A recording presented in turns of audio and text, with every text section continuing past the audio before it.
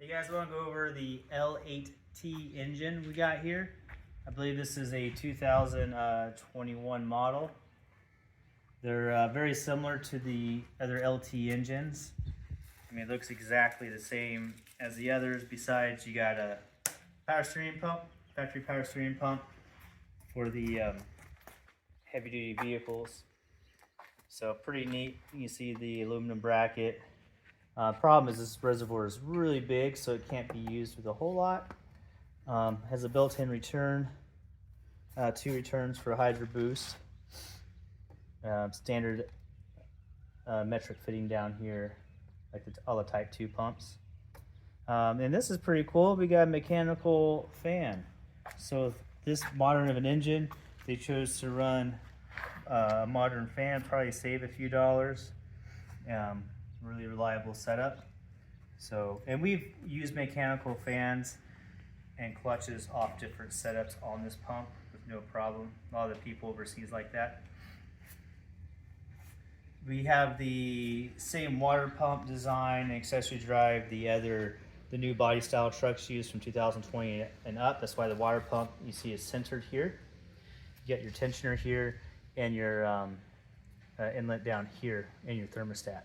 So this is kind of a standard setup, I'd say, like the older LS engines. So you have this go to your bottom of your radiator down here, and this hose up here goes to your top driver's side. Coming over here, we got a little sub harness. What's neat about this is there is no DOD on it. So all the sub harnesses is you have your water temperature, and then you have oil pressure. That's interesting because oil pressure is usually not there on the L87s. So pretty standard. And what we do, we use our advanced tech harness on this. We'll run an E92 computer, and then we have it matched up to whatever transmission you'd run. Coming to the back side, got your standard 8-bolt flex plate back here. This should have had a 6L90 behind it. And of course, now we see a rusty block. We have an iron block now. So you got iron block, a little bit lower compression ratio. You got your 3-pin fuel rail sensor there. So really not a whole lot of changes. Come over to this side. And what's neat, this is the way I like to do my accessory drive. Anyway, I like to use this accessory drive and this newer compressor. This is it's actually a bit more compact, and then you get a billet fitting here. You shoot your line straight forward. It's a very compact setup. Your dipstick, oil level dipstick, is on this side of the oil pan instead of the other side like the other ones, and it actually looks pretty nice. So that's good. Throttle body, it's a standard 6.2 throttle body size.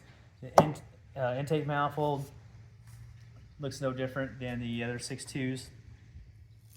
Even though this is a 6.6 standard alternator. Now I'm curious, I'm about to look this alternator up and see if it's a high output, since this was for heavy duty vehicles. On this side of the block down here, you see the block, there's nowhere to put the vacuum pump. There's no bosses, you don't have to worry about plugging oil valleys. It just doesn't exist. So nothing new down here. This oil pan, you see a bit more clearance down here, where the other ones drop down a lot further. They kind of kicked up. A bit better clearance there. Same exhaust manifolds. So yeah, like I said, big changes. It's just, you have power steering built onto these.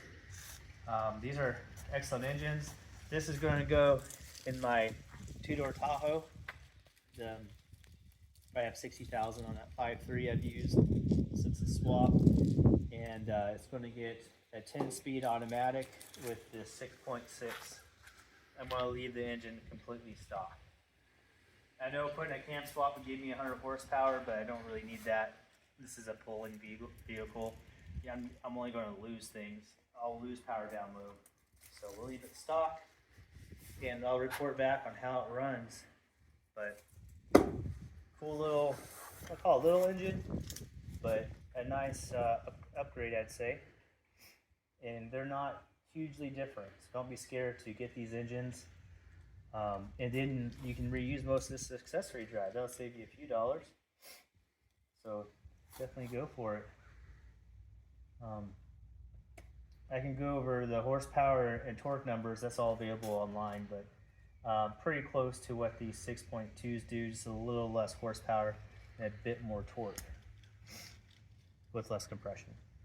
So, well, just doing an overview on the engine we got in, and we'll report back on how it performs.